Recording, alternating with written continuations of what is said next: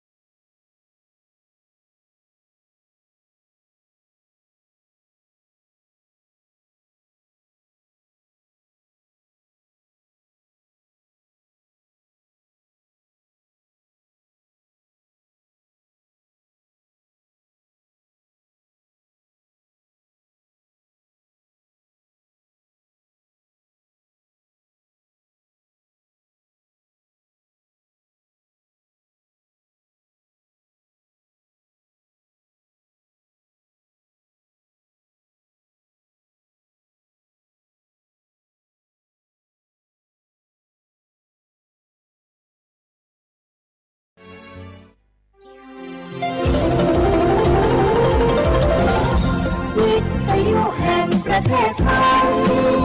ให้ความรู้กู้ความสุข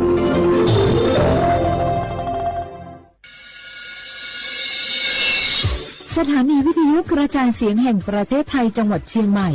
AM 1476 กิโลเฮิรตซ์สถานีวิทยุภาคภาษาชาติพันธุ์แห่งเดียวในประเทศไทยที่มีความทันสมัยเชื่อถือได้สร้างอัตลักษณ์กลุ่มชาติพันธุ์สู่สากลนกกระดาษจากทั่วภูมิภาคที่คนไทยทุกคนช่วยกันพับขึ้นมา ส่งไปแจกจ่ายให้กับพี่น้องชาวไทยใน3จังหวัดภาคใต้ย้อนกลับไปเมื่อปี 2547 รัฐบาลในสมัยนั้นมีแนวทางยุติความรุนแรงด้วยการเชิญชวนคนไทยทั่วประเทศพับนกกระดาษกว่า 62 ล้านตัวนำไปโปรยจากเครื่องบินสู่พื้นที่3จังหวัดชายแดนใต้เพื่อเป็นสัญลักษณ์ถึงการรวมพลังของคนทั้งประเทศที่ได้ส่งแรงใจให้กับคนในพื้นที่จังหวัดชายแดนภาคใต้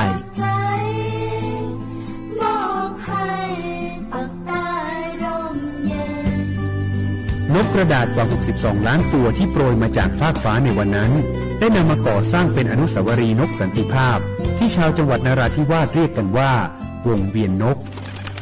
ผ่านมาแล้วกว่า 20 ปีอนุสาวรีย์นกสันติภาพยังคงตั้งตระหง่านและกลายเป็นสถานที่จุดเช็คอินของนักท่องเที่ยวแม้ว่านกสันติภาพตัวนี้จะไม่สามารถส่งเสียงได้แต่ก็คือสัญลักษณ์แห่งความหวังโดยว่าวันหนึ่งบ้านเมืองจะกลับมาสงบสุขและมีรอยยิ้มอีกครั้ง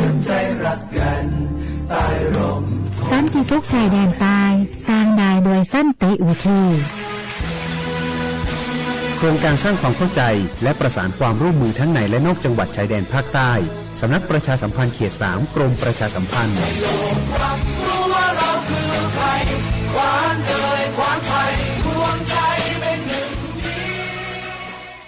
ทุกกี้ดูนี่สิข่าวรับสมัครไปทำงานต่างประเทศเห็นว่าจ่ายทั้งค่าตั๋วเครื่องบินให้ที่พักฟรีแถมมีโบนัสตั้ง5 เท่าของเงินเดือนมีเงินส่งให้ที่บ้านสบายเลยแต่เขาขอค่าดำเนินการเป็นแสนใช่ไหมแล้วก็ให้กรอกข้อมูลส่วนตัวแอดไลน์สแกน QR Code ด้วยรู้ได้ไงอ่ะกำลังจะโอนเงินไปพอดีเลยก็ตอนนี้นายหน้าเถื่อนกำลังระบาดหลอกไปทำงานต่างประเทศรายได้ดีมีสวัสดิการเลิศพี่สาวฉันโดนมากับตัว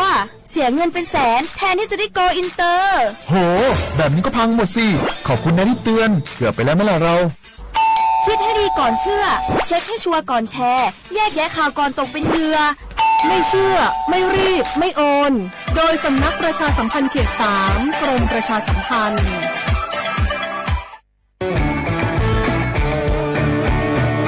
บรรยากาศมาพี่ชนแม่วันนี้ปาร์ตี้กันให้สุดๆกันไปเลยจัดไปไหมเมาไหมครับพ่อกลับบ้านได้แล้วเดี๋ยวพรุ่งนี้ก็ต้องไปส่งลูกไปโรงเรียนแต่เช้าอีกจะดื่มอะไรนักหนาเนี่ยนะตื่นไว้อยู่แล้วจะอะไรกันนักกันหนาขอสนุกกับเพื่อนนิดนึงไม่ได้หรือยังไงฮะเหนื่อยมาทั้งวันเนี่ยแค่นี้นะพี่ไปร้านอื่นต่อไปก็ไป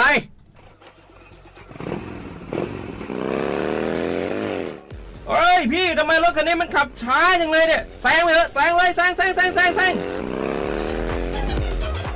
ไฟแดงอ่ะฝ่าไปเลยพี่ตรงนี้มันไม่มีกล้องไม่โดนจับชัวร์เอาวะไปก็ไปเฮ้ยพี่ระวังรถ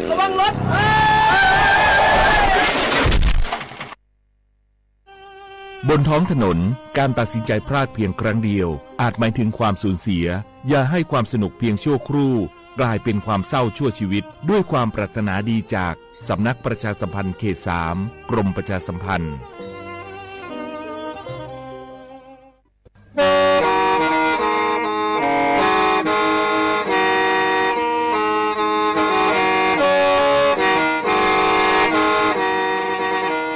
Đầu núa, gió bóng chua sang xua, cú tế chờ thai, đợi lũ xén tranh mải.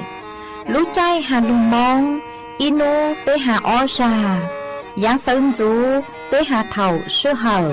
chứ tính, dù, trao tính, giáng tròn đu tế hà thầu sư hở, cầu sang tính, dù, cầu gì tính. Trang tờ nợ sang, AM, kế, ý chênh bao bùa, sang chậu trào kHz. Đầu nó mong do bé lùng mong suốt lời so cá nương tàu.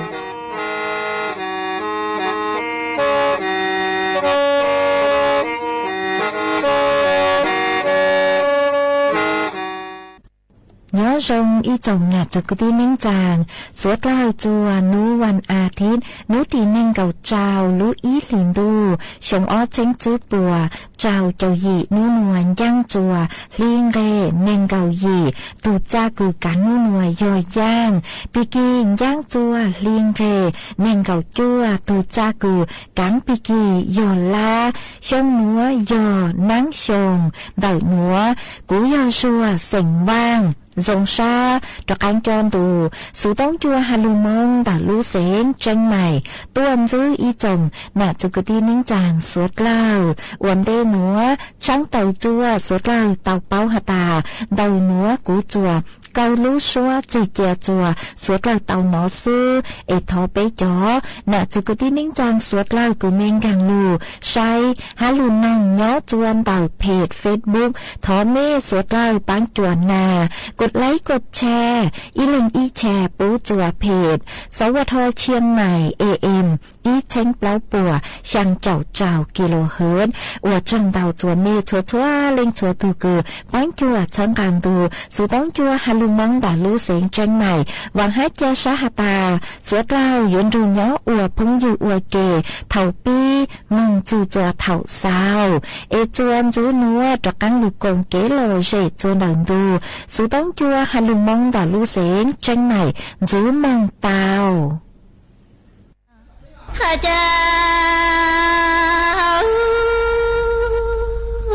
เอโลเลตูเอชาอุนิตาฮะโกเทโยเอชงตูโลโลเลโนเอจังกาเลฮะนาฮะเลงจีเตเนมัวอุจาก็ลาอุจูhông hào kí ấy hồ lệ tu cờ lệ nga ha lệ chi ấy nè họ chỉ tu cờ ha cụ si lông đủ lu tê mong tù lu cháo nhau mong vắng mình ê dành đầu cô tăng ta ta cô lấy chi tao cờ lo chi ấy nè họ thư số ta thao ma mong tù thao số lon thành cầu cô ta mong gì trong lời lệ họ mong đau tù ấy tư chi một ta ý tù lu nạn gì mong lu mong trong ấy hồ lệ họ tu có em thành cầu cô ta mong nhau mong tù chi sang vô ấy hồ lệ họ tu ấy đạo ký khâu lên đầu thờ ha trong tu lô nô tu chi tao tên thành đạo họ có ta mô ta nhỏ lội u mô cho mô khá này ngon lưu lệ họ tu hè cha ý ni cha cột lấy u hè trong tu lô họ lưu lệ nô nó có lệ ngã mong lệnh chi tê chẳng nè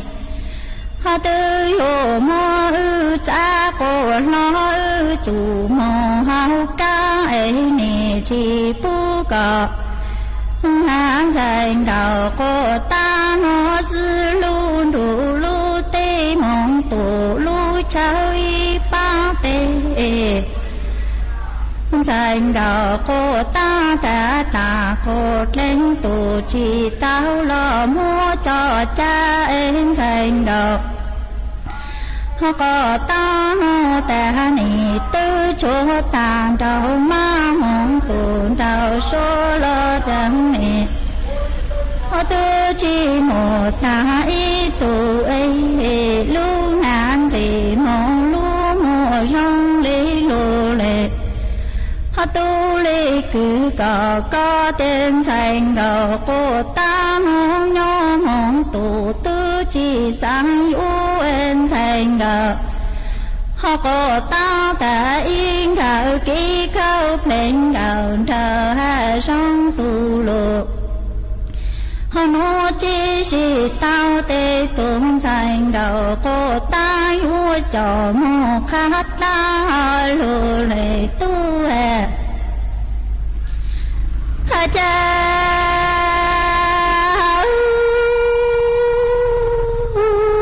lô lệ ha tu ni cha cô lên ha song tu lô lô lệ ngô e chẳng cả lệ ha mong lên chỉ nhớ tu chi phụ song lô lệ ha tu ni mong cả ha cu cha cô lo tu chi phụ si tao ai lô lệ ha tu ni cha chi cu sa tăng bảo lô lệ ngô em ni mô ta cu lên na ha cư lệ ha chi lu mong bà cha bi cháu nọ tăng yên thành đầu cô tai hoa sao kỳ lại chủ cô chỉ mong ô nọ nhỏ lu ô hào ấy chỉ nọ lo tu hào chi tao em thành đầu cô ta nọ lo tu chỉ nó cháu lu lệ ha tu cha ni cha cô thấy u hè song tu lô lô lấy ngô long ho chẳng có lệ na ha mong lên chi tê ni tu mô có ha cu tu mô si phai ở lô lệ tu thành đạo ha có tâm ni cha chi sa tăng bảo lu lê ngô e ni ngô cu lệ ha na ha lại lệnh chi lu mô bà cha bi cháu ngọ ta tên thành đạo ha có tăng nói hoa sao kỳ lại chủ tranh ngông ôn nọ lo ôn á tê chẳng chứ nọ ha lo tu ô chi tao em thành đạo cô ta mong nọ lo tu chi nó trái ở lô lệ ha tu hè cha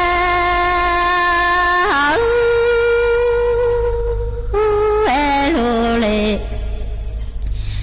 ha tu cha tuần cho tu tên cho làng lù có lo tu chi đó để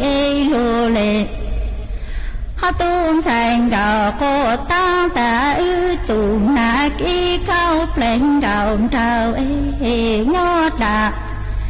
ha cô lên mong tu chi tao e ngó cho chê lo chẳng tao tròn có plờ e lo ngang giờ ha lu chi căng hà lo luôn hà sa mò lu có là chỗ này lô lệ ha tu chẳng ni cha tu cho tu tên cho làng lu có lo tu ha chín đó lợi tỏ lô lên tuôn thành đạo cô ta ta yên đạo ký cao lên đạo hòn đầu hà rong lời lô nô tu chi tao em thành đạo cô ta ta dù say cô là tu ha mô cho cha lo chẳng tao tròn cốt lời luôn nạn giàu ha lô chi căng hà lo luôn nà sa mô lù cô là thuốc cỏ lô lệ tu hè cha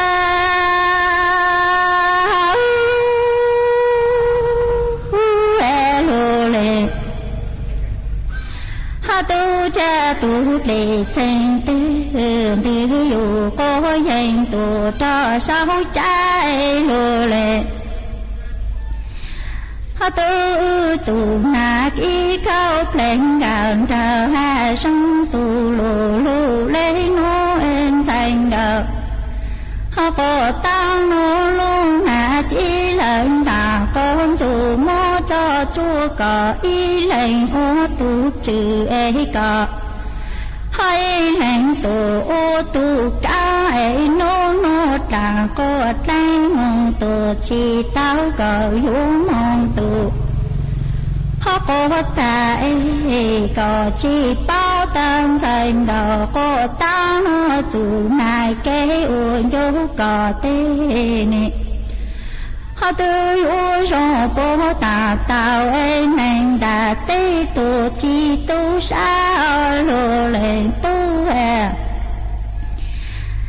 cha cha tu lệ chân ấy thì dù có danh tu họ đó sao lời cửa lô lên tu thành đầu có ta đã ư chủ họ này kỹ cao lên cao thao ta có thấy hà rong tu lô họ nó tu chi si tao lô lên tu nó cô lô na chi lần đà họ đó con chủ nông nè mua cho chú có ý lên tu cá ấy cả hai tu nhỏ mong ô tu chữ ấy nô ta họ có lên mò tu chi si tao có yếu mong tu cô ta có họ chỉ bao tam thành đạo cô ta chủ na cái ôn dấu có tên tu yếu họ giống bữa ta tao em mình đã tê tu chi lử mê lô lệ tu hè cha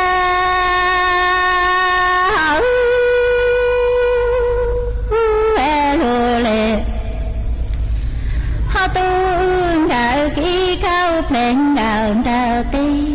chẳng nì tư yếu do bố ta tao em y căng bảo nhau mô tu ti lợi tu mô si lỡ lô lệ họ tu ta có trang chủ gì mô tu chi si tao ấy cờ dung mong tu cô ta tê cờ yu môn thành gà cô ta non chú tê nè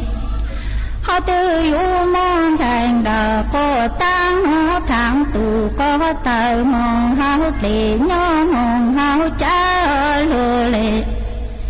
họ tư thành gà cô ta nó chỉ tao có tên trái u môn lô lệ họ tu lu trên ta tô con đủ rồi rong đầu lấy cả em chú tang na họ trai chữ ô cú chủ na kí mồ khó xa chủ na kí mồ khó lỡ nê lùa lệ họ tu hè cha ý ni cha họ có thấy yêu gió bó ta tao mi căng bảo tu tí tu mô y bó lô lệ họ tu nó ta có thấy mong tu chi tao có yêu mong tu có ta có họ yêu mong thành đỏ có ta mong chú tế nè yêu mong thành đỏ có ta thắng tu họ có tờ mồ cho là cho mồ cho lùa lệ tôi đại kỹ cao lên gà họ đầu nó ta cô trai chỉ tao tên thành gà cô tai ô mô còn châu tên thành gà họ có tai ô mô lùa lệ tôi du thà là trái chữ mong chỉ chờ chùa tên trái ô chỉ nhỏ là họ sẽ sao xí lần đà tê mong ý chính trò lùa lệ tu ni cha chỉ cú sa thang bao lùa họ lù lên hốt là chỉ tao có tên thành gạo cô tai ô chính đủ lô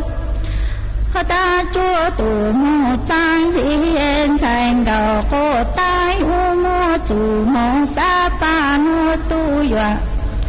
họ con gì em thành gạo cô tao lên mô yu có ý lệ tu tụ họ y lên ngủ chỗ có lưu ha chúa lại có bùa chúa có hả cứ đua nô mang đủ tí trắng mong đủ tí nà lo cứ trốn dành đỏ có ta nó y lệnh nó tê nè hả cha lông nhỏ là xây ở lô lệ tu hè ไทยสนใจคมหลักประกันสุขภาพแห่งชาติสปสช.สิทธิหลักประกันสุขภาพแห่งชาติอย่างหนึ่งไทยอีจันใจคมสิ่งหูอยู่หลอมสอนหูตาเสียโดยเฉพาะต่อต่อหนอหูเตียสิทธิบัตรทองและสิทธิบัตรไปเที่ยวบางเช่นคือไทยมั่วป้อนเนี่ยกองทุนหลักประกันสุขภาพแห่งชาติหลับเจ้าหายหนึ่งไทยเจ้าหล่อปลาเที่ยวขอเจ้าเก๋มองเก่งอย่าเจ้าหลอนเฉียเจ้าเขาเก๋ตีถ่ายกำมอเที่ยวเก๋คอมมอต่อเสด็จพรบหลักประกันสุขภาพแห่งชาติพ.ศ. 2545 มอบสำนักงานหลักประกันสุขภาพแห่งชาติอย่าจะตัวเจ้าเขาหรือนอส่วนจื้อหนัวอยู่มัวอีจ้างสูสื่อเจ้าลูทางจัวเป๊สดเลยเตาเป้าหาจูนเต่ากือหาตาเป๊มัวเป็นสื่อกือยัวชวนจัวจ๋อปังฟัวอาองPM อ้อจุดจื้อเตาแบบหลายชั่วโมงเตาชัวขอเฉยท้องปล่อยหูเตเฉยไทยมาเจ้าเล่ช่างหนัวเตามัวจ๋อหนูจื้อกือใช้ชัวหาจืดคูเตเทคโนโลยีกูเตาต้วนถั่วเตาฮาเลนัวหาตาจ๋อหนูจื้อป้อเตาจืดคูอีตูแอปพลิเคชันคือมอลุ่มเบฮูฮาตาเช็คฝุ่นกว่าสดเล่าเตามั่วเป็นสื่อช่วนจัวใช้จอปังฟัวอง PM อ้อจุดจื้อหาตามวนเตาเราสื่อจืนเตาเลยจางแบบรายชั่วโมงเตาชัวขอเชยท้องเปล่าหูเตเชยไทยหรอมากูอยู่ว่าสื่อเทคโนโลยีดาวเทียมฮะ AI ลูกกงรูจัวจะข้อมูลคือเนาะจวนเดาจอหนูจื้อคือใช้ชัวฟัวจัวคือยกรมอุตุนิยมวิทยาฮะจะข้อมูลหรือขอฮะอยู่ว่าจะลูนถั่วเต่าจัวสวดเล่าเตาใช้เท่ารู้สื่อเหอคือหาตาช่วงจัวใช้หาตาจอปังฟ้าอง PM อ้อจุดจื้นดาวเราซื้อจื้นดาวเลยจางเจนอยู่มั่วจอตัวเลขหาอยู่มั่วค่าสีเต่าตัวคาจัวเป๊สดเลยเตากังช้าเยี่ยงหยี่ไม่ยอหาตาเล่งตือกือสางซ่อนจัวเตาใช้จอข้อมูลเต่าปังฟ้าอง PM อ้อจุดจื้อแบบรายชั่วโมงในเจกุ้งมั่วเป็นสื่อคือหาตาใช้ผ่านเตาจนเต่าตัวแอปพลิเคชันคือฮูหาตาเช็คฝุ่นไม่ยอหาตาเป๊จอน่ะจุกตีนิ่งจางเมยัวดาวน์โหลดนัวหลอมนัวเป็นสื่อดาวน์โหลดเตาหอจือหาเมสือรู้สูต้งกุยอระบบ iOS เราชื่อระบบ Android กุมว่าเป็นสื่อดาวน์โหลดเตาตื้อสื่อมากุมว่าจะหลุดทางเล่นหัวจัวสดเลยเตาปั๊บ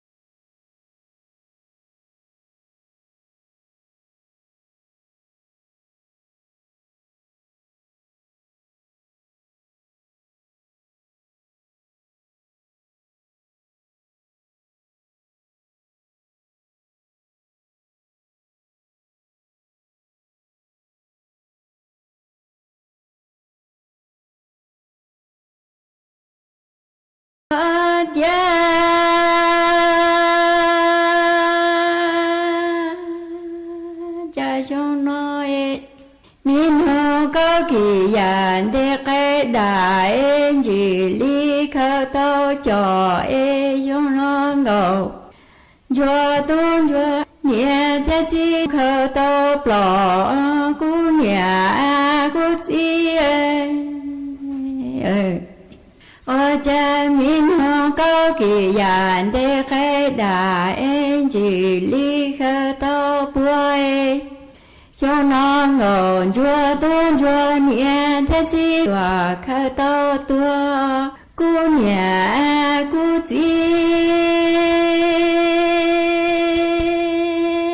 cha ngồn chúa tôn chúa nhẹ thế chi chín đà tua lợi tia chúa cho mu chỉ đòn tua lu mi trong tỏ lu lì tay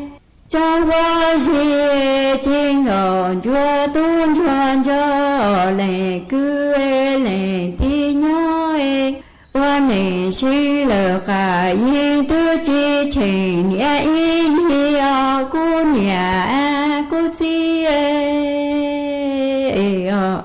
hoa cha nhẹ thế chi chín đà tua lợi tia hoa cho mu chỉ nó đua lu mi trong tỏ lu lì tay lu trong chúa chi ngộ chúa mi tôn chúa cho lệ cứ lệ tí nhói hoa này sẽ cả ye tư chi trình ye ý chúa ni cú nhà cú chi chang cầu chúa tôn chúa nhẹ thế chi chín đà tua tan cho cú nhẹ cú chi chang cầu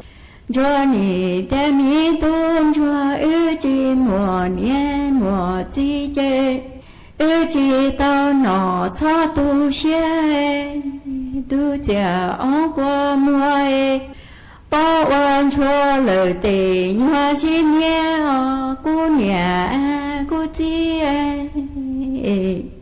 ôi cha ngọn chúa nì tem mi tôn chúa ư chi mùa nhé mùa chi chê ư chi tao nọ xa tu plá tu chè ong qua mùa bao ơn chúa tề nhòa xin sợ cô nhà cô chi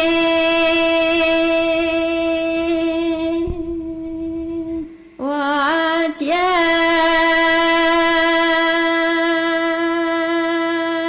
cha ngọn chúa nì tia mi tôn chúa ư chi mùa nhẹ mùa chi chê ư mùa cho lo cứ để sẽ để bồi yuan tu ư nì hoa xa đa bù bao mò khe lệ cứ lệ ti sẽ lệ cứ lệ ti bò lu cú nhà cú chi ở cha ngọc chúa tia mi tôn chúa ư chi mùa nhẹ mùa chi chê chê ư mùa cho lo cứ để sẽ để bò yuat đua ư nì hoa xa đa bù bao mò khe lệ cứ lệ ti sẽ lệ cứ lệ ti bò yuat cú nhà cú chi chang cầu chúa tôn chúa nì mò cho lo cứ để tư trên tu hoa xa đa bù bao mò khe lệ cứ lệ ti lo lệ cứ lệ ti tư chi lu cú nhà cú chi ở trang cầu chúa tôn chúa mò cho cứ để tư chi đua cha nì hoa xa đa bù bao mò khe lệ cứ lệ ti lo lệ cứ lệ ti tư chi hoa cú nhà cú chi trang gòn chúa nì để mi tuôn chua cho ý chỉ bà cha bé cháu ê lúa mùa nia mùa chi chê lúa ná chủ lo ná mua ná tu mi bò cu ê bò nhân thế li xua lúa tờ trồng plơ chê nhị phi tơ mô tử và ê xua tử lâu ý thọ khoa cu nhà cu chi ê cha ngồi chúa đem ý tu chúa cha cho ý chỉ bà cha bé cháu ê lúa mùa nia mùa chi chê lúa ná chủ lo ná chê ná tu mi bò cu bò yên chê li ê nè phi tơ mô tử ha cha lúa tơ trồng plau ê phi tơ mô tử ha chúa tử lo ý toàn mi cu nhà cu chi chẳng có chúa tôn chúa chi mùa nia mùa chi nhị ná tu khâu la tùa xì li chúa tờ trồng plau chê chúa chỉ tờ mô tử hai chúa tử lo ý thọ khoa cu nhà我家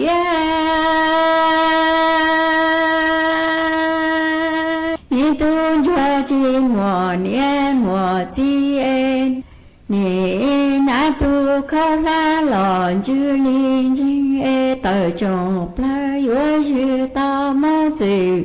来说子老一段朋友姑娘姑姐哦。我家我做你的你都做看做几多节，对晚中的看做了有了，有到一波一我做的你都做我做都做几波诶，几多么年一路诶了有了的主节，对我青年一做我做。mi tu chúa cha ngọn chúa ni hai sẽ cả yên tiền mi tu chúa cha khen chúa chỉ tuổi tu vạn trong tiền chúa tao tuổi xa su tiền ngọn chúa mi tu chúa chỉ bỏ chỉ tuổi mùa nia y mu la yu la tiền dù chế chúa trình nia y cu nia cu chi chi hùa chi chủ lu cứ cao đu bà qua cứ cao thay do lệ tuyên dầu lia lia sang cao trò mu hai ni cha chi hùa chi chủ lu cứ cao thay bà qua cứ cao đu lệ tuyên dầu lia lia sang cao trò mu khu cu nhà cu chi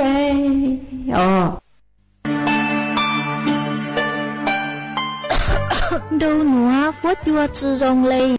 gió băng phố á ôn PM 2.5 đào hẹn qua băng chư tàu lì do cơ la mà do bé trình chia rong lì nữa gió ua chua mua tén mèn chua suốt lờ há chó tú chẳng tế chờ lú chế tàu chư tăng lên đỡ sẽ đi kịp chư rong ha bé gió sư băng lờ tén mèn lì chàng dông dông gì sưลูปี้จวนเดายูทูเข่งชอบเหลาเต็มล่องครัวเต้ขยะ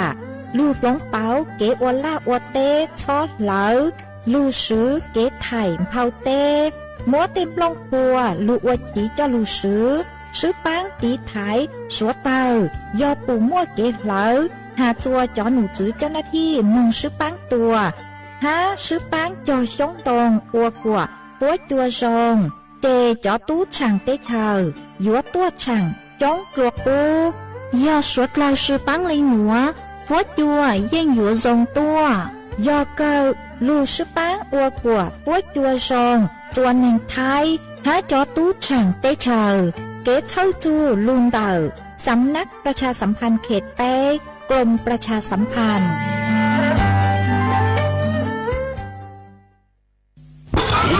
thì cho bị chân sang ở tại lưu trẻ sự lên như lưu trong tôi chỉ niệm chẳng còn thì cho bị chân chân tên như ta cho chẳng thoát tinh tệ mấy trong lá nhưng lo còn đủ thôiแต่ยังเราพอจะประชาตัวหุ่นมอตัวเป้งมาแต่ก็ตัวตนเดช所以หลังจีแต่พอแต่เราจะจัง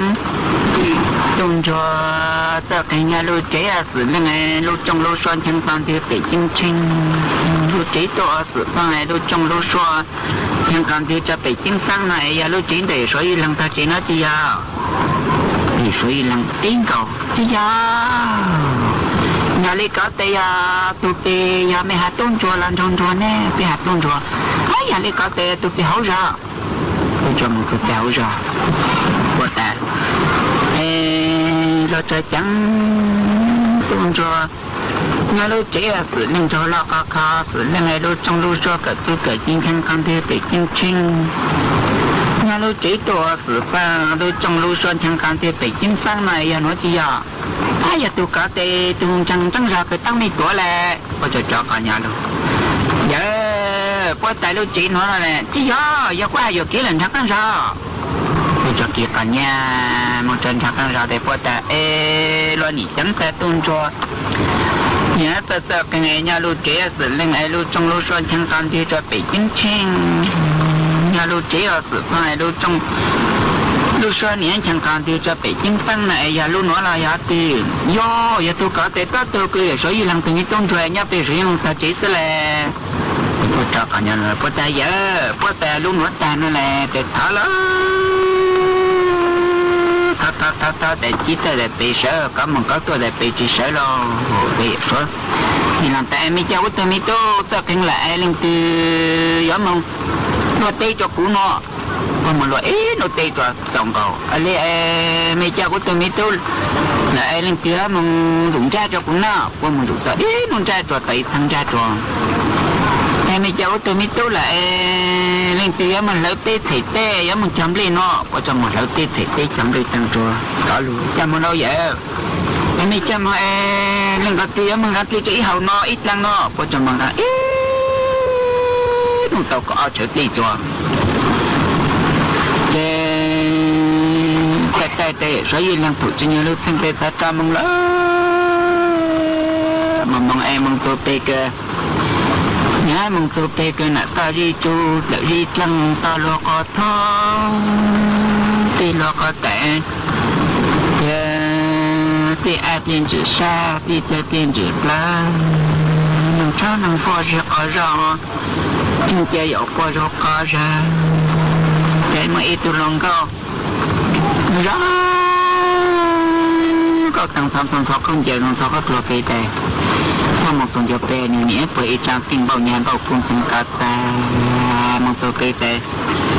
cây tè nè răng lao tuần thay cây lúa ninh cho tè đủ dốt cả giờ cho tè luôn đây hoa nè phân cho có y tè một số cây tè răng lao tuần thay thật ra răng cho cái này nắng cho nắng cho con nhà con cô ấy thì chắc kinh bao nhiêu bao con thân cắt tay cả một lát cho nên chăn chua nhưng mà giờ vậy nhưng mà phơi của con mà cũng mà cái là ở đây là giờ cả một cái ngày mong cho tự nhiên lo tiền nè nhà mong chơi nhờ lo nhưng lo còn tôi hỗ trợ nè số nhà mong tiền nhưng lo còn tôi hỗ trợ giờ lại ta tăng cho gia ca mong tiền tệ thà im mong cho tôi hỗ trợ của thà cái sáng nhiều sáng số trẻ họ thì sáng của sáng cho số tiền của họ tệ nhưng mà tôi biết tôi lúc đi luôn chọn sẽ cỡ trăm thà đó rồi sáng số họ nhưng mình chơi của cháu chỉ là tệ cho im mong anh chắc căn tiền của thà sáng nhiều căn số giờ lại biết tôi cái luôn chọn lên cho cái trăm nhà cả một phụ chứa họ giờ mình chỉ khiến cho mọi người mình mua bít nông chú bít nông bò thái của thảo như sai trang số có thể đến có bít nông chú bít nông bò lúa thái ăn thừa thái hay đó hạt cho tuôn cho ta Thằng cho ni thằng cho cầm mông tè nên là phải rằng cơn đại nhưng lâu tới cả một số cái nhân chẳng là ta xuống chứ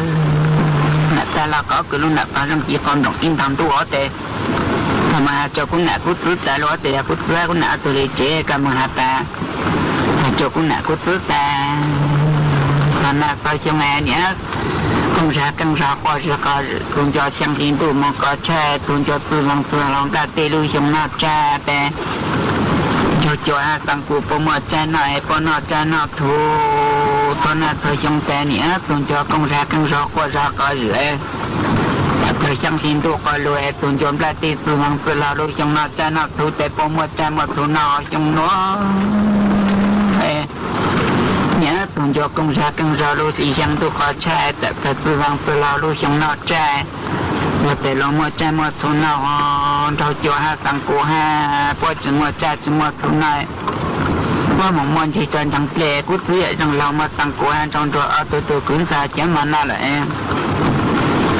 chỉ trong cho xa trong cho mong cỡ tu cho xoắn tuổi trong cho chắc cả đồng tàu ta còn cha cho ra này cô ta trong thứ trong lâu cậu chưa chăng ho chỉ sang cô xe sang cô mong cỡ chỉ cho số tiền sang cô tới lùi đồng tàu ta còn tới cho rằng xe cô ta trong thứ trong lâu cậu chưa chia bất tuổi tăng ô cô tình nhà mua tình nhà cưới nãy cứ bất tuổi tăng ấy chỗ của tôi giờ y tế nghĩ giờ im mua lại hay thì y thuê chỉ mơ vang chỉ mơ chỉ nhau, chỉ mơ tăng chỉ mơ chép về nhau tuần tháng ti chỉ cho về ít tập nhé. Cho nên ra của chế là nên chẳng có trả nô tăng trào xong rồi nông tuổi chỉ cho yêu nhau là nợ. Đi là đi mua, ai cầm về hôi chàng cũng về tại họ nợ tăng trào của y. Giá cả đi cả cũng ngày của tôi chỉ có phụ ai giá tăng về giá mừng hai đi chàng. Cứ thế luôn bị tệ hoa giờ thì linh ta rằng lo rằng lớn cho họ nãy luôn bị tệ hoa phụ sự đại phụ rằng trái rằng lo rằng lớn ra nữa còn mong tệ cả sinh cả những hoa ở tòa tí cả bị trả lựa qua khi bị chẳng chưa bị chẳng qua đây mong lá mong y cho cậu bị inu bị cho nhưng em tập lại sao cũng đủ tệ nhớ mong ở đó kinh tàu chưa nuôi chưa mai bằng vậy như là tàu chưa nuôi chưa mai nhớ chưa chăng nhiều chưa răng nhiều cậu răng búa tê vậy như là bằng ta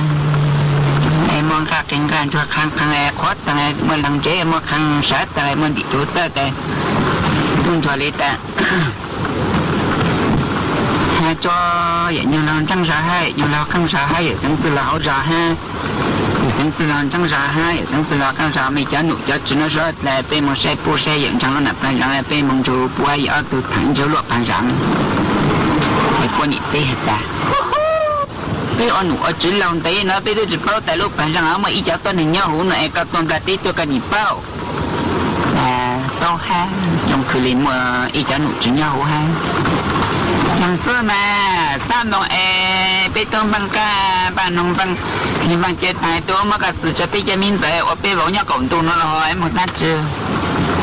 đi có mua lưu lệ em mong hay là các mong hỏi chữ tôi này số cần chụp bên nhà giờ cũng mong hỏi chữ tôi nó cũng chụp bên nhà ở bảo của tao kêu lại mà giờ ta cũng mua tao tôi nó như hai lý chẳng ta là chỉ mua tao tôi để bên như là muốn là bây giờ mình giờ nó chưa tôi có tôi nó ở cái này nó này do mua các khả năng của ta vợ son đợi chờ luôn son đợi chờ luôn tăng sao đó một trong những chỉ khởi son đợi chờ luôn tăng sao thì một tuần tuần rằng nó phải lắng tay tuần rồi ta vậy nhưng đâu tăng sao do các tì các xe cho các số hùa hả ok là mẹ bị tu cả hai chỗ chơi kêu cha cũ hù thì nhưng đâu tăng rằng hù ta ra ta cho ra cả ha tại loài bên chỗ cả luôn cả tụ lấy chơi nhưng là cái ra cái bên kia tên này để cao hồn chẳng bị tôi ta luôn nhá hai chỗ chơi luôn là chỉ tụi mà yêu lia hả thì rằng tơ cũ rằng tơ cô từ tôi bên chỗ cả luôn cả tụ giờ lấy chơi cũng phải là hậu thổ cũng phải là hồn rằng phơi ra là ra phẳng đi ra phẳng đi từ tôi bên chỗ cả luôn cả tôi giờ chơi cũng phải là trăng rau cũng phải là trăng rau phụ cho sẽ chẳng như tôi là nhẹ hai lô trâu chạy lúa nhẹ chỉ còn mặc bây giờ nụ chứ liền nhiều ta là cá gì là cá cha phải tôi bên chỗ cả lô rất tù liền ai lấy chơi ở tiếng tôi là cá rau hồ tiếng tôi là hết tôi nhẹ hai trâu chạy là cha của hồ giờ của giờ nụ chỉ còn mặc cho cô rằng bán thì rằng tin năng rằng tin của tôi bên chỗ cả lô rất là tù số cái này ta làm một sự sai nó là tí khuất tao từ nhà gỗ họ tí có kinh sau nó tật ta lên là mà rồi chú cái gì nhưng như tôi cái sẽ hú xe để tôn cho hú lá tôn cho nhé phật lạp tề nhé giặc giặc cái gì nhé cho là trong sen phương mà là trong nội phần nhé sẽ niệm theo căn ta tề nhé hú nó tuột không là cảm lâu tuần ảnh cho nát thuộc cả vũ tề nhé hú giặc giặc cái gì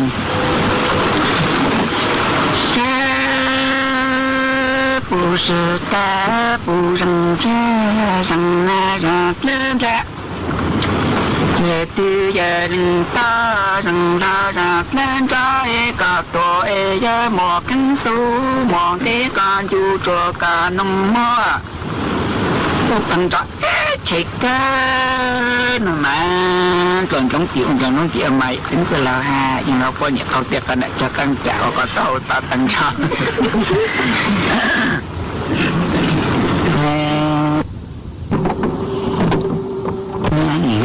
tự nhiên chọn chùa luôn hả thì tôi có tệ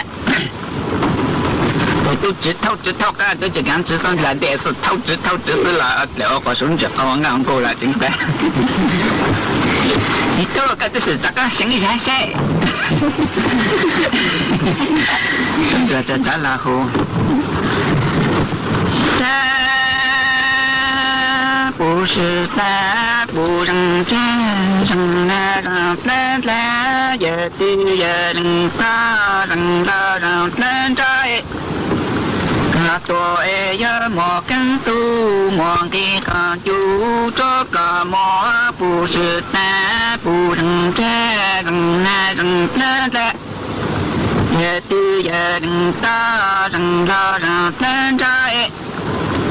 vậy chạy lúc bằng thầy có tàn của chạy liệt ở tài lô đây cũng từ lâu qua nhé chứ thóc càng em lòng đánh lạc cứ chưa có khó nhiều khó chỉ to chân lát không chạy càng này lại lại được tôi phải uống xe tại những đó còn lại tôi năng đi cho cụ chỉ có họ ý là có không tôi rồi xe tại ở tôi này số tôi số lo hay tôi số lâu thì số cả ra tôi tại những ta đôi ní tôi giờ nhá lo có chú cho còn tôi ta nói nên tôi chỉ bao giờ luôn về chuyện của tôi ở nhau thì tôi ở tuổi giờ luôn về còn tôi trên thằng im về em mà tôi sự sinh lên chưa giờ ní giờ tôi xuất hiện cho còn tôi tôi ra cứ ta lo có tất tê là có tại cháu nông phu sẽ có ra nhưng cha有过如có rất là áp linh tự sang thì là linh tự ra mấy tụi nó có ít tụi muốn không có con trai nha ta thì luôn đây hoa nè bằng có ý ấy sau này có dùng tay sang của anh cho cô một trai một số này dùng cho cao công ra căng rồi lưu xong sang hiện tôi có trai dùng cho từ lo lưu xong nó trai để bọn tôi nó trai họ chúng nó có chừng một số này bọn mình thì chân thằng kia luôn nó trai bút với rằng lâu mà tôi không theo ở tiếng người này chỉ chuyện cho xe cho mình cỡ tu cho sống tôi em cho trả luôn tàu tờ còn cho rằng xe cụ thằng rằng cứ rằng lo cậu chưa chi chỉ sang cụ xe sang cụ mình cỡ chỉ cho số tiền trả luôn tàu tờ còn cho rằng là cụ thằng rằng cứ rằng lo cậu chưa chi thế nhờ cứ hai chả nhờ mùa ha nãy cứ qua tuột thằng nó có thâu bút tôi lấy bút tôi cái ít để mọi lại thì ít về ít chỉ mà chỉ nha nhà tôi chẳng thể chỉ là xe của hai chân này với cho nên chẳng chỉ nhìn non dầu sinh còn đồng mọi chỉ cho ý nhau này tôi muốn đấy cô sang xử lý nó nhưng tôi ta có nghĩ ta nhà lo cái chơi nhưng tôi sẽ cao của luôn đây nó có những cái tema là cái tên tôi lưu trữ à nhiều cô lúa chỉ tàu cái san chạy mà tàu chồng có khai chủ in lúa tàu thì nhưng mà tàu chồng có chủ tiền cho sự cho bằng gì tệ nhưng là sáng sớm có nhị tàu năng gì do tệ tăng tu là nói lôนี่เราเลยล่ะแต่เพื่อตัวเพื่ออีจุงการเอาแต่เนี่ยเพื่อเล่นบางชาวบ้านต้องมาจีจะตื่นสายตัวร้องนะแต่ใช้ตื่นแทนแต่มาจงก็ชัดเลยเลยจงก็เลยยังเราย้อนแพ้ถึงเราย้อนแทนแต่มาจากนี้เรามาก็จะชี้จีจะตัวมาเนี่ยอดต้องหัวกายยืดใส่หลังหัวกายยืดใส่ชี้จีก็ขอจอดจีเนี่ยจีกู้สาวก็ขอจอดแต่ตรงตัวมาหลังหัวกายยืดใส่มายืดใส่จะส่งไปหมดฉันเราตื่นเต้นแต่บัวเราแต่ตั้งใจนี่ตั้งใจยังตอนนี้ใช่กูจะตื่นแต่หมดแล้วแค่จังสาเลยแล้วสากูจะต้องก้าวกับปุ่นสากูยึดตัวสาจังนั้นอะไรแต่เด็กยังเราตื่นเต้นแต่หาตัวรู้แต่ตอนนี้นี่แต่นี่ตัวสามึงพวงกูนี่ต้องนี่เราอย่างรถตัวตัวข้าเลยก็จังเราป่วยจะกันอย่างเงี้ยกูก็ตั้งแต่กูข้าเลยก็เต้าซื้อมาไอ้กูตัวอย่างเงี้ยก็ฮันนี่แต่พวกมึงจิงบัวจะแต่หังแต่จังเราตื่นเต้นแต่ตั้งใจนี่ตั้งใจเจ้าพวกเราแต่ก็แต่พวกยังไม่ก็เอากูจะก็แต่อย่างนี้ก็มากูเราลงในกว่านี้อย่าไปอย่าจิงแล้วก็กูมัวเสียกูมาใส่กูจีโยเนี่ยพอแต่มันยุ่งนะแต่กาแต่ยุ่งแล้วเนี่ยลงทุนชอบก็ยุ่งแต่เนี่ยอย่าไปอย่าจริงเนี่ยก็ยุ่งจังก็ใส่กูจีโยเนี่ยใช่แต่ยังแต่มก้านะแต่กาแต่มก้าแล้วเนี่ยเราลงก่อนเนี่ยอย่าจริงเนี่ยก็การจังเกี่ยวกับผู้ใส่เสื้อจีโยนะแต่กูแต่เลยยศตั้งจะละหายกูโง่นะแต่กาแต่กูตั้งหาก่อนใช้จังไม่จีโง่นะแต่ถ้าเลยกูแต่มั่วซื่อๆเนี่ยเปลี่ยนอยู่ตั้งแต่กาแต่กูจริงใช้ตั้งกาเจ้ากูใช้กาแต่เนี่ยเขาชอบกูซื้อนะแต่กาแต่กูมาแต่จะก็พอลูกต้องการนับแต่จะสอนจงแต่พอนี้จะขาดเลยอีกขาดจะยังขาดเลยอีกยังขาดเราเจ้าเนี่ยลูกเป้านี่น้องเราเจอแต่น่ะจ้าหลิวเจ้าเขาจ้าหลิวเจ้าตังตัวจ้าหลิวตัวตังแต่แต่ดูนู่จะเจอตัวตุ้งตัวแต่แต่นี่ตุ้งตัวทำไงตัวคือเดี๋ยวมาก็เอากูโจตัวเยอะจีโยอย่างนี้เยอะก็เนี่ยมาก็เอากูแต่ลงทุนเท่าไหร่ก็ที่กูจีโยนี่อย่าไปอย่าจริงเนี่ยเขากูก็มัวสุดเลยกูจีโยคิดถึงเราจุดใจเลยอะไรเจ้าตัวนี้กูเชื่อแต่กูไม่ปั้นน่ะหมอยุ่งโจตัวจะมายุ่งกับเตี้ยยังย่อยรู้อ่ะอย่างนี้เยอะก็มัวเราลงเกลือก็เนี่ยอย่าไปอย่าจริงเนี่ยก็ยุ่งจังก็ซึ่งจูมาฟ้าอยู่เสื้อจีโยนี่เนี่ยจะเขาอีหลีเจอยาเลยตัวมีตัวจีนนั่นจีนกูไม่ตัวก้าถึงบตัวก้าจะมึงยังจะรู้อ่ะอย่างนี้ยาการบริลงก็นี่อย่าไปยาจีนเนี่ยการบริจังติ้งจังชัวก้าจังตีเสื้ออุจิโยตัวมีตัวเยอะตั้งจะละหาเลยอย่ามั่วมันมาตายเลยอ่ะกูสั่งอย่างนั้นเชลจะแข็งเสื้ออย่าก็แข็งเด็กกูหาตาหาเลยมั่วเสื้อไปอย่าตัวก้าจะละมั่วแก่เสื้อแต่อุตส่าห์กูยังใช้ก็ตัวเนี่ยเขาชอบกูเก่งคำว่าตัวกูจะมายังจะอยู่ว่าจังชี้ใจอีว่าเราตัวมีแต่ตัวไรนั่นเนาะว่าจะกล้าเยอะใครตีเนาะจะตู้เช่นเดียวกันได้เยอะเสียหมดสับพิษนะเจ๊ก็กูเช่นแต่ละแต่ลูกเขามาละเนี่ยต้องกระจายตัวคุณแบบอินุจินใจเขาคุณแบบละลูกชายลุงเขามาเนี่ยต้องกระจายจนแต่อินุจินใจเลยกูชาตัวผีแก่เลยผมตู้เนาะจะตู้โนตู้จุกูตู้ชั่วต่างเราจะมาตู้ลงโจจัวยังแต่เนี่ยนี่ยังแต่แก่นี่นอนนี่ยังเราสักก็เทแต่ยาแต่ไม่ได้ก็จั่วตุ้มพอจะรู้ตัวยันน่าจั่วก็เลยก็จะดิฟังมิ่งจะเอาตุ้มมองมาแต่นั่นเราว่ามึงที่ตัวจั่วตุ้มพอจั่วตัวซื้อสั่งนี่จะรู้ตัวแล้วไอ้ปลวกว่าปังเกลียดปังเจปังเกลียดปังอ้าวปังลังตัวตุ้มท้ายตัวหล่อเงาตั้งแต่เอาตัวรู้แต่ตัวช่างนู่นแต่ตุ้มจอยรู้แต่เนี่ยจั่วตัวก็ปลวกก็รู้มารู้ตัวแต่คุณนักหามินจะคนแต่คือย้อนไทยอีตุนไทยอีทั้งเนี่ยจะต้องช่วยแต่รู้ตัวแต่จำแต่จงนิ่งติดเขาลงถัวแต่อย่าทั้งเวลาต้องมาต้นแทนจะให้อีทั้งผู้ช่วยอย่างนี้เราต้องมาต้นแทนแต่จะหนูจะจ้ามาจันแทนแต่ตั้งชาวจะแต่เนี่ยจ่อยถึงเวลาอย่างเราจังราอย่างเราจังราอย่างถึงเวลาเขาจะถึงเวลาจังราให้ถึงเวลาจังราจะตลอดจุดตุนไปจุดทั้งผู้รู้ให้ตอนนี้สังโชกอฟีสังตูจอกอันแก่รู้แล้ว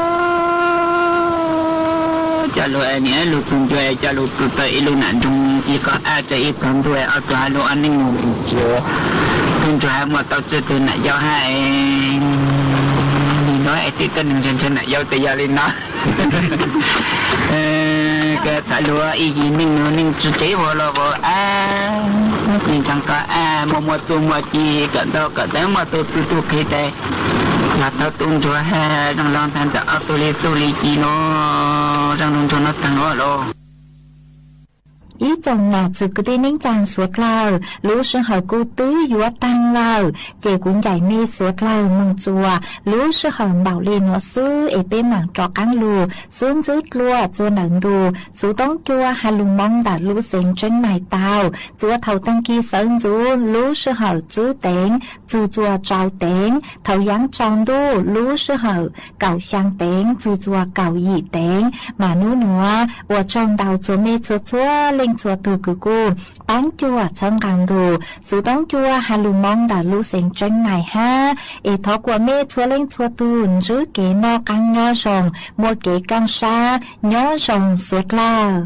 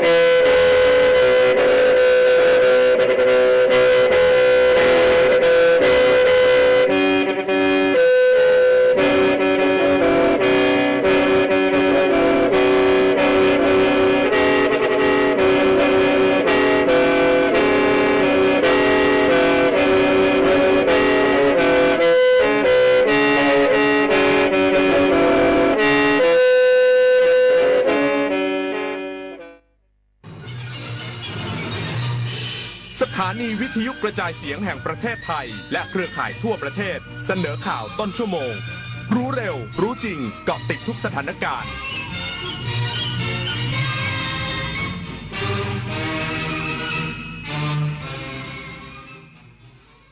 รับฟังข่าวต้นชั่วโมง 6 นาฬิกากับยุทธพรบานเย็นครับรัฐบาลขอความร่วมมือในจ้างอำนวยความสะดวกลูกจ้างใช้สิทธิเลือกตั้งสมาชิกอบจ.และนายกอบจ.โดยไม่ถือเป็นวันลาหรือวันหยุดอีกสักครู่กลับมาติดตามรายละเอียดครับกรมการจัดหางานเปิดต่ออายุใบอนุญาตทำงานแรงงาน4สัญชาติกัมพูชาลาวเมียนมาและเวียดนามที่ใบอนุญาตทำงานหมดอายุวันที่13กุมภาพันธ์2568โดยดำเนินการได้ตั้งแต่วันนี้ถึง13กุมภาพันธ์2568หากไม่ต่อใบอนุญาตทำงานมีความผิดตามกฎหมายสอบถามข้อมูลได้ที่สำนักงานจัดหางานจังหวัดสำนักงานจัดหางานกรุงเทพมหานครพื้นที่ 1-10 สายด่วนกระทรวงแรงงานโทร1506กด2กรมการจัดหางานร่วมสร้างรอยยิ้มเพื่อการเติบโตอย่างยั่งยืนปกติเวลากินเหลือแบบนี้คุณทิ้งอาหารกันยังไงคะรู้หรือไม่ว่าปัญหาขยะอาหารก่อให้เกิดก๊าซเรือนกระจกเพิ่มขึ้นถึง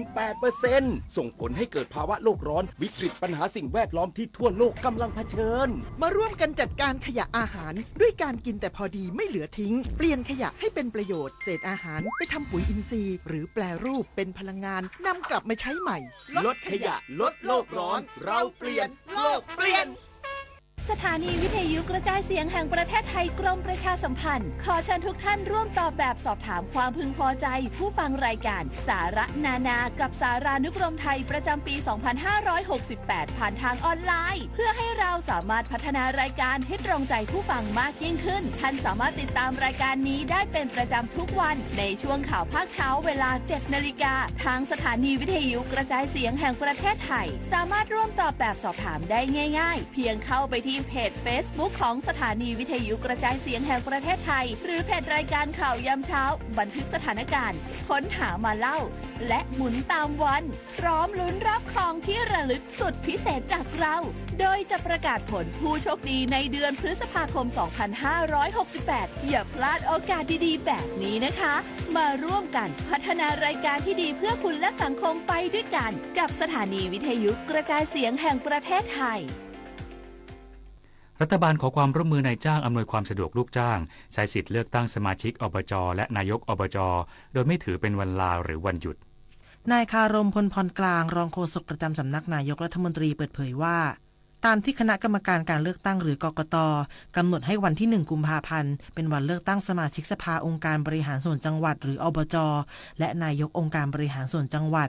กรมสวัสดิการและคุ้มครองแรงงานกระทรวงแรงงานได้ออกประกาศขอความร่วมมือนายจ้างสถานประกอบกิจการอนุญาตให้ลูกจ้างที่ทำงานอยู่ในสถานประกอบกิจการเดินทางไปใช้สิทธิ์ณหน่วยเลือกตั้งที่ผู้มีสิทธิ์เลือกตั้งมีชื่ออยู่โดยไม่ถือเป็นวันลาหรือวันหยุดเพื่อให้นายจ้างอำนวยความสะดวกแก่ลูกจ้างในการไปใช้สิทธิ์ให้ลูกจ้างหยุดงานหรือปรับเวลาทำงานเพื่อให้ไปใช้สิทธิ์เลือกตั้งได้ตามกฎหมายเลือกตั้ง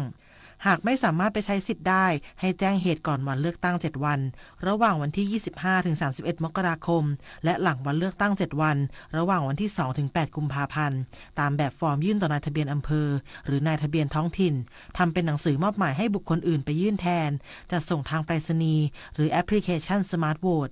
หากนายจ้างขัดขวางหน่วงเหนี่ยวไม่ให้ไปใช้สิทธิ์โดยไม่มีเหตุอันสมควรมีโทษจำคุกไม่เกิน2ปีหรือปรับไม่เกิน 40,000 บาทหรือทั้งจำทั้งปรับชาววิสาปทุมมารายงานกกต.จังหวัดพังงาย้ำประชาชนที่ไม่อาจไปใช้สิทธิ์เลือกตั้งอบจ.ในวันที่1กุมภาพันธ์นี้สามารถแจ้งเหตุจำเป็นได้ก่อนเลือกตั้ง7วันและหลังเลือกตั้ง7วันเพื่อป้องกันการเสียสิทธิ์นางนิจจารีภาคินปริพันธ์ผู้อำนวยการสำนักงานคณะกรรมการการเลือกตั้งประจำจังหวัดพังงากล่าวว่าในวันเสาร์ที่1กุมภาพันธ์2568ตั้งแต่เวลา 8 นาฬิกาถึง 17 นาฬิกาที่จังหวัดพังงาจะมีการเลือกตั้งนายกองค์การบริหารส่วนจังหวัดและสมาชิกสภาองค์การบริหารส่วนจังหวัดนับเป็นวาระแห่งชาติของคนไทยสำหรับการเลือกตั้งอบจ.ไม่มีการเลือกตั้งล่วงหน้าหรือการเลือกตั้งนอกเขตผู้มีสิทธิ์เลือกตั้งจึงต้องไปเลือกตั้งตามจังหวัดที่มีชื่ออยู่ในทะเบียนบ้านเท่านั้นซึ่งหากไม่ไปใช้สิทธิ์หรือไม่แจ้งเหตุจำเป็นที่ไม่สามารถไปใช้สิทธิ์เลือกตั้งอบจ.จะถูกจำกัดสิทธิ์5ประการกำหนดเวลาครั้งละ2ปีนับแต่วันเลือกตั้งหากประชาชนไม่สามารถกลับบ้านไปเลือกตั้งอบจ.ในวันที่1กุมภาพันธ์นี้ได้ให้ทำการแจ้งเหตุจำเป็นที่ไม่สามารถไปใช้สิทธิ์ในวันดังกล่าวตามเหตุจำเป็นเช่นมีกิจธุระในพื้นที่อื่นเจ็บป่วยมีความพิการหรือเป็นผู้สูงอายุเดินทางไปต่างประเทศอาศัยอยู่ห่างจากจุดเลือกตั้งเกิน100กิโลเมตรหรือได้รับคำสั่งให้ปฏิบัติงานเป็นต้นโดยสามารถแจ้งล่วงหน้าก่อนทำการเลือกตั้ง7วันหรือหลังเลือกตั้ง7วันจันทราสุขนุชสวท.ตะกั่วป่ารายงานปิดท้ายที่กระทรวงดิจิทัลเพื่อเศรษฐกิจและสังคมพบข่าวปลอมหิมะตกที่เมืองไทยและข่าวธนาคารปล่อยสินเชื่อกู้เงินผ่านเพจแจ้งเตือนประชาชนอย่าหลงเชื่อนายเวทางพ่วงทรัพย์เลขาธิการคณะกรรมการดิจิทัลเพื่อเศรษฐกิจและสังคมแห่งชาติในฐานะโฆษกกระทรวงดีกล่าวว่าศูนย์ต่อต้านข่าวปลอมได้รับแจ้งข่าวปลอมรอบสัปดาห์พบข้อความเข้ามากว่า 800,000 ข้อความโดยข่าวปลอมที่ได้รับความสนใจสัปดาห์นี้คือข่าวเกี่ยวกับเรื่องภัยพิบัติโครงการของรัฐรวมทั้งเรื่องของสุขภาพและผลิตภัณฑ์สุขภาพซึ่งมีผลกระทบต่อสังคมส่วนใหญ่อันดับที่1คือเรื่องมีหิมะตกที่เมืองไทยทั้งนี้จากการตรวจสอบจากกรมอุตุนิยมวิทยาพบว่าเป็นข้อมูลเท็จเนื่องจากประเทศไทยตั้งอยู่ในเขตร้อนและที่ตั้งทางภูมิศาสตร์ใกล้เส้นศูนย์สูตรในเขตร้อนชื้นสภาพอากาศร้อนสลับกับฝนตกชุกตลอดปีไม่เอื้อต่อการก่อตัวของหิมะโอกาสการเกิดหิมะในประเทศไทยเป็นไปได้น้อยมากนอกจากนี้ยังมีข่าวปลอมการเปิดให้บริการสินเชื่อเงินกู้ผ่านแอปพลิเคชันธนาคารทางเพจ Facebook ที่เป็นข้อมูลเท็จเนื่องจากธนาคารไม่มีนโยบายการปล่อยสินเชื่อผ่านทางเพจพร้อมแจ้งเตือนประชาชนอย่าหลงเชื่อข่าวปลอมและส่งต่อข้อความที่อาจส่งผลกระทบต่อประชาชนในสังคมเป็นวงกว้างจบข่าวยุทธพรบานเย็นอ่านรับฟังข่าวครั้งต่อไปเวลา 7 นาฬิกาครับติดตาม ามข่าวที่นำเสนอไปแล้วได้ที่ www.thainews.prd.go.th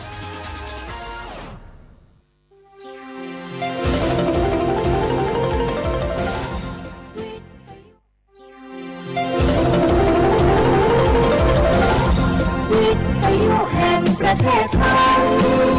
ให้ความรู้กู้ความสุข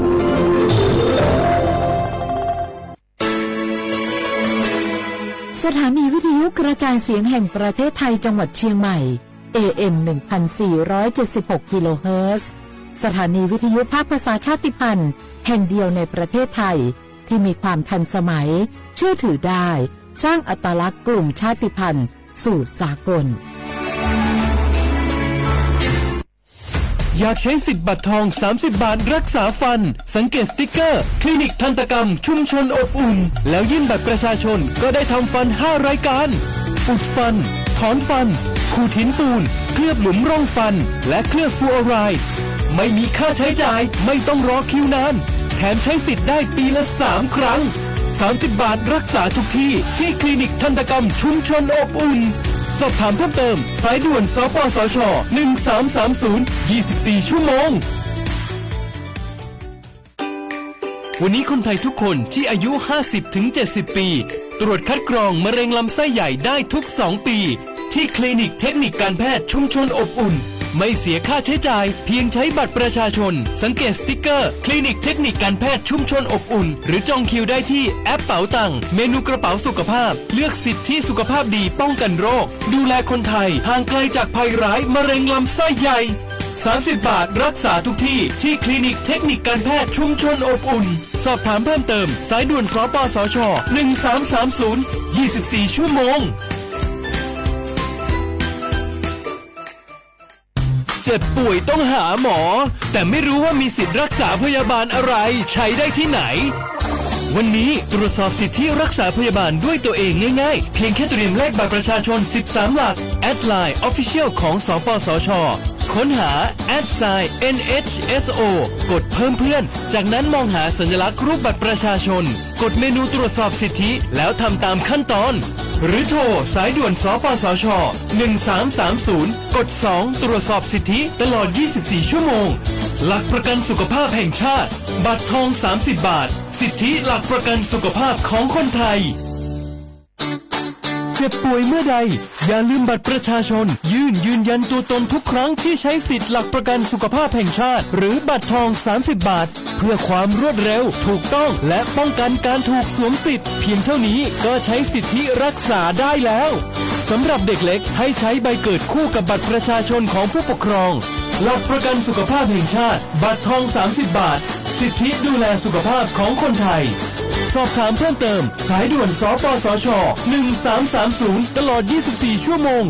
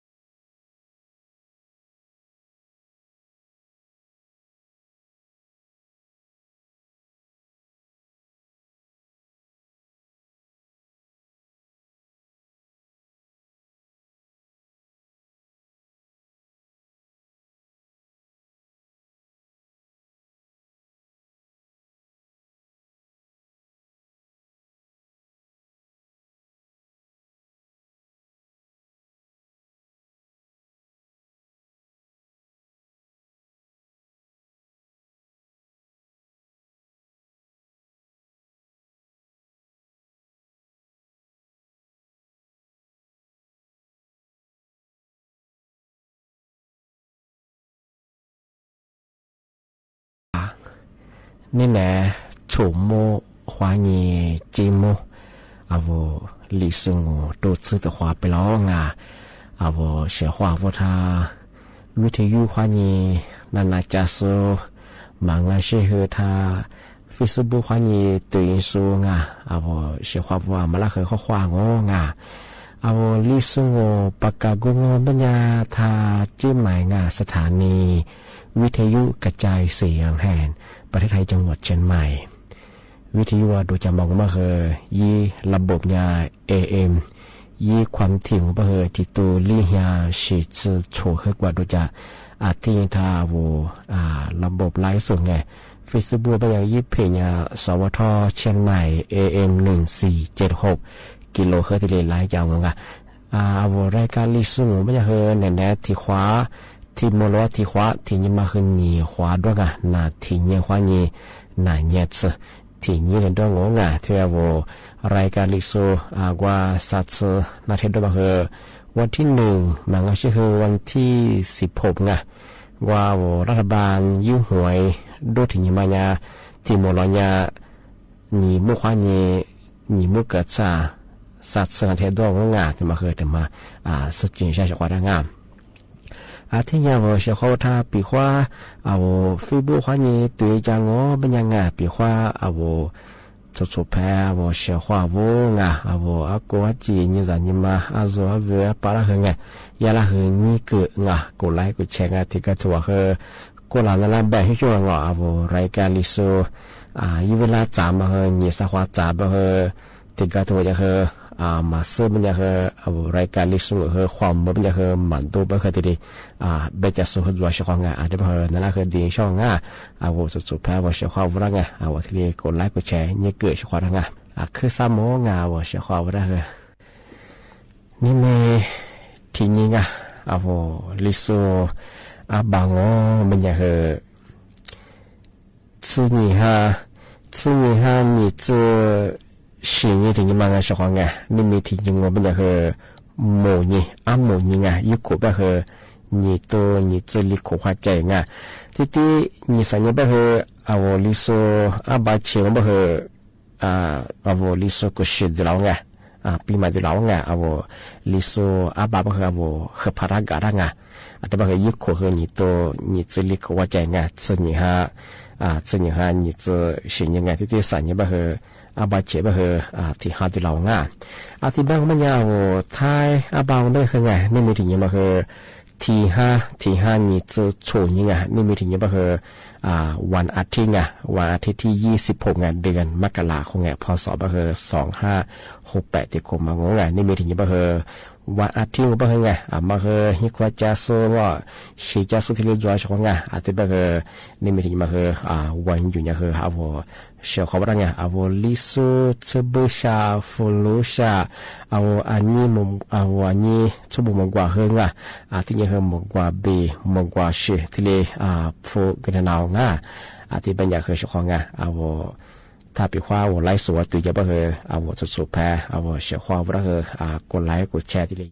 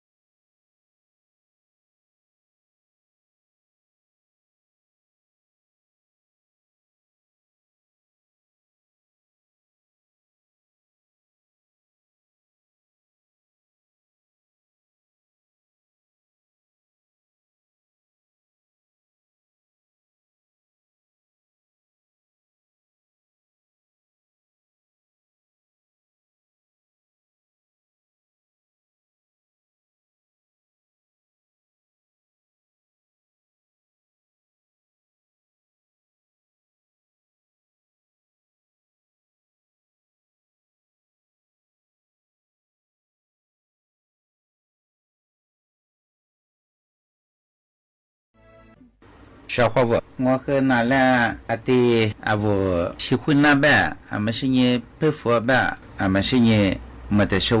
阿我运动吧，俺们这个的别人说吧呀，俺们在กระทรวงวิทยาศาสตร์เทคโนโลยีอะไรบ้างอ่ะ俺们10讲啊，没3讲啊，俺小伙伴说10年没的是这个10年啊。我那出别么呀，那出的么呀？这个小伙伴咋多嘛个？我喜欢那的嘛鱼装嘛，丸子装啊，所以啊，俺了汉姆的嘛，那里是装小伙伴，我咋病的嘛做个，可不还得做，是开满做，维他命做，铬来做。那他的做个，而且他做完我觉得他们啊，没有喜欢那的嘛，哈里的这个是怕嘛做没呀，我和那片或者那红个，俺们上我们也说俺喊了汉姆的别么呀，我老出镜头我们也我咋给我做你啷啊，俺喊了汉姆的么呀，花咋安努咋股票咋哎茶布咋我花咋，的小做你啷，俺们上我们也咋来加入，俺喊了汉姆的么个。说过一下，我们吃的那样哎，我子嘛他妈打那年，咱来教一年的年，这家过来啊他妈个，就教活呢，咱弄来教一年的年，五张啊的帮个，比花呀过来，就维他命，啊的那个我是牛票来做吃的了嘛，啊的嘛说个，特别嘛我们家，这家本吃肉嘛个，啊的说做呢吃的那是，啊的嘛我们家这家啊哈拉哈么他妈不下烛光啊。阿的吧，阿他妈带你咱们来加2年的年，把这出来个，我在讲啊，阿的吧个，我出明年吧出目的结果人的，我说个特别加吧嘛，出门来加这吧嘛个样个，你自装啊，一路我嘛个，我那个花，是一路差的我嘛什么样个，也是你呀路他妈差，阿的嘛我们呀，比花么的小把项目嘞，说个10年嘛个，对我把项目呀。我打了比呀，俺家日流啊，他个白天了，早闹啊，阿里吧，俺手片，俺你把你这什么我给家，俺听哎，我也没写书，一包下到没去学过，没写，俺家日流个白天了早闹，阿里吧哎，俺他妈个一个你懂我呀，我吃的苦哎，这的苦嘛过来被人少，俺听是嘛我。把这做我掌握在别么个，个的嘛别的我们的小朋做了别人我照片下子说补充我们个个活，明白别么我喜欢的喝老这个，一个我的我在个别么问题不别怪的我们我维他命我们抓我很嘛适应俺们说下大嘛们咋个那个维他命我知道忘啊的别个这么个提子小伙伴那比么个和没得小李多个嘛生活。但是个的是俺小伙伴，对嘛我本家我那次批动小伙伴，我在这都去这个很脚步的我，那会在面的我说别百姓家小伙伴的干，我在都的特别么呀，在过都过我本家那次是批我本来那次批10个都，我在嘛过都嘛过我本家嘛里批我本来，那我在嘛过都嘛过就批了嘛小人抓本么呀吃嘛对，喜欢当东西送的，喜把玩的，一些人嘛拿的嘛来的抓本来，叫我在过我本家小伙伴说别百姓面子抓。那次票嘛，我票我面天的我吃怎么吃到的，小伙伴，俺边呀，么弄个接，么弄买弗朗的俺现在到个张的包括嘛到，俺天特别么呀，我票面天的我这个在过都过我们呀，天的那次里喜欢的很说的本俺这个小伙伴我来出白的子嘛，咋把白边呀，特别嘛呀，实自然，我过的喜欢的他妈语言工当有工的和咋个俺天边呀拿票，老出吃出来个嘛哈，一次的嘛。没事，在我一包，也是苦了一包的话，你拿票，拿着嘛个面子抓，小伙说别么的我你嘛拿着，嘛领着，把娃着，还单着，别嘛，什么子拿天的，我找我中间啥小个别听别人拿天的做金小么呀，小伙我觉得我和人的看你，找我别人我和很喜欢。加拿我喜欢呢，越打电话嘛个俺这样我们我和看那么票，那么我别穷小伙伴。但是和你别么小伙伴说可以别把钱拿出，那次可开始的怎么半年那次的嘛为你嘛打了，我拿出你嘛和喜欢我半年而且这个和工对在各个表过我半年，你嘛他妈店呀那可么主办拿出过表过和过的表过的特别当我半年，过去过面拿个嘛那么学家，แต่拿嘛也好两啊，个拿嘛个热量也拿进的哎，啊，你讲啊，本来小伙伴的小弟子，我们也小伙伴去看人哎，拉出你嘛的在上边呀，这个拿哎，就叫我表我边里的你嘛我表，你嘛好边呀，拉到我们那，哎，这个，然后今年为你们他妈那知道嘛，我边个小伙伴，那天我们也嘛的在过年我们和过去这个面拿嘛做哎。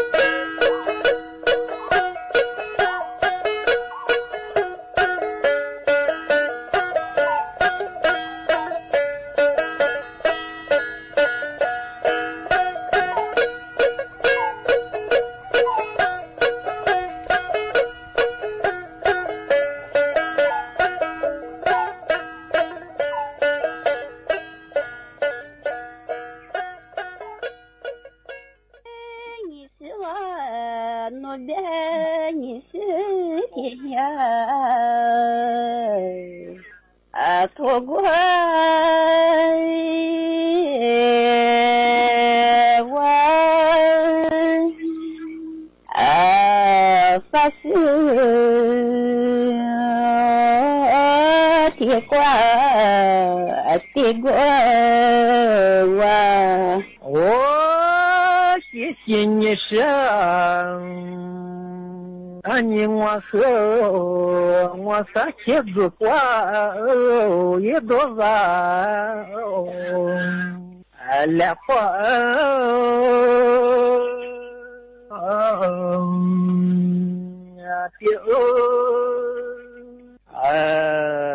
撒花也难忘来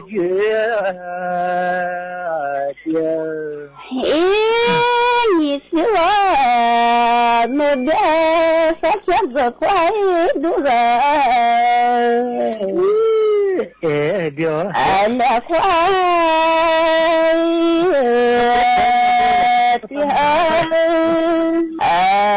呀快多少来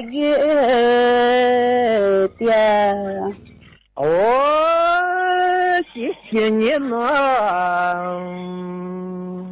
你我和子花来你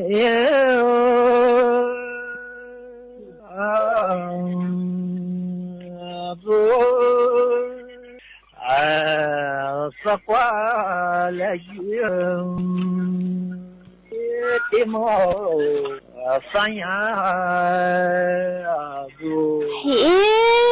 我别拿我的个来快点三呀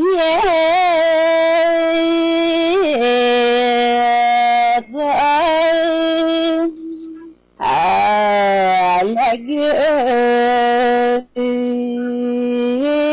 的嘛三呀谢谢你呢你和三年我去断也别走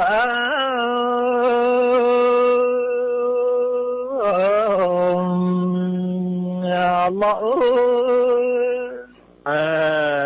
三年也挺妙多接了你是我我的反应挺多那在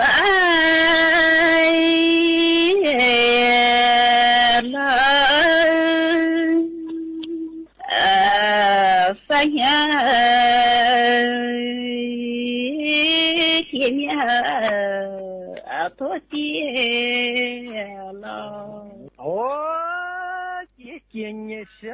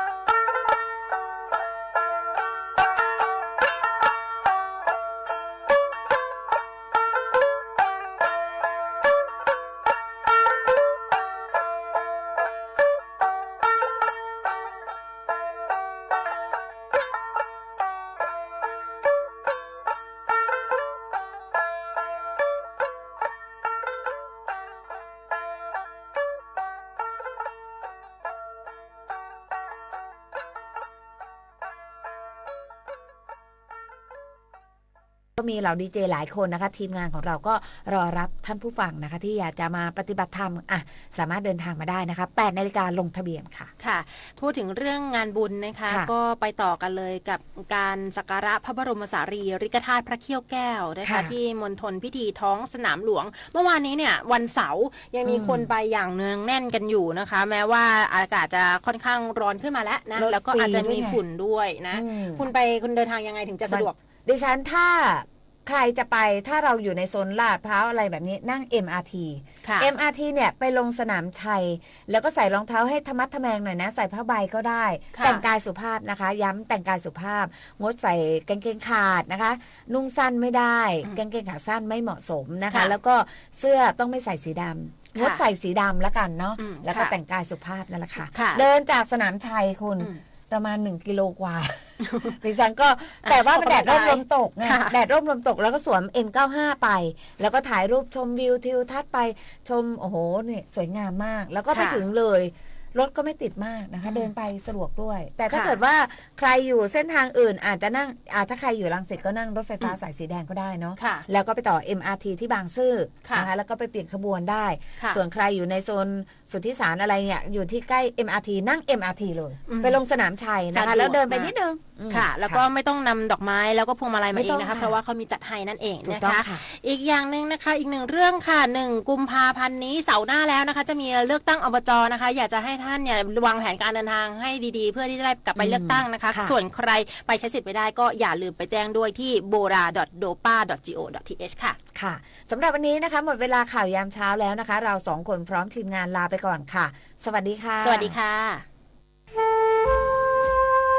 โครงการพัฒนาระบบกสิกรรมด้วยศาสตร์พระราชาช่วยส่งเสริมอาชีพให้เกษตรกรโดยรวมกลุ่มเพื่อช่วยเหลือตนเองและช่วยเหลือซึ่งกันและกันให้มีความเป็นอยู่ที่ดีสร้างความเข้มแข็งในระดับชุมชนแต่ละพื้นที่อย่างเหมาะสมต่อเนื่องสู่การพัฒนาที่ยั่งยืนเพื่อให้เกษตรกรสามารถดำเนินชีวิตได้อย่างมั่นคงด้วยหลักเศรษฐกิจพอเพียง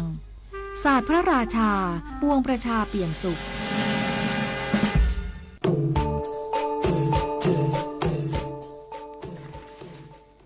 ที่นี่สถานีวิทยุกระจายเสียงแห่งประเทศไทยขณะนี้เวลา 7 นาฬิกา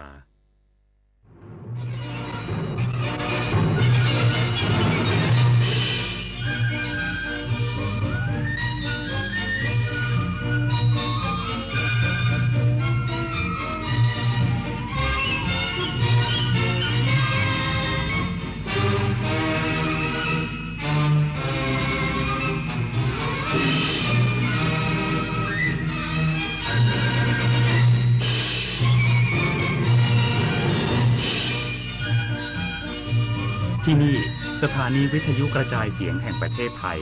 ต่อไปเสนอข่าวซึ่งมีหัวข้อข่าวดังนี้รัฐบาลวางแนวทางแก้ปัญหาฝุ่น PM 2.5 พร้อมยกเป็นวาระสำคัญระดับอาเซียนที่ทุกประเทศต้องร่วมมือแก้ปัญหาไทยให้ความมั่นใจยกระดับมาตรการรักษาความปลอดภัยอย่างเข้มข้นรองรับการท่องเที่ยวช่วงเทศกาลตรุษจีนผู้นำยูเครนคาดหวังว่าสหรัฐและสหภาพยุโรปจะมีส่วนร่วมในการเจรจาสันติภาพเพื่อยุติความขัดแย้งระหว่างรัสเซียกับยูเครนแบดมินตันเวิลด์ทัวร์ซุปเปอร์500ประเภทชายเดี่ยวกุลวุฒิวิทิตสารพบกับฉียูฉีมือ1ของโลกกุลวุฒิชนะ2-0เกมต่อไปเป็นรายละเอียดของข่าวพระบาทสมเด็จพระเจ้าอยู่หัวและสมเด็จพระนางเจ้าพระบรีทรงเปิดซุ้มประตูวชิรสถิต72 พรรษาและซุ้มประตูวชิรธรรมรงค์72 พรรษาเนื่องในโอกาสพระราชพิธีมหามงคลเฉลิมพระชนมพรรษา6 รอบ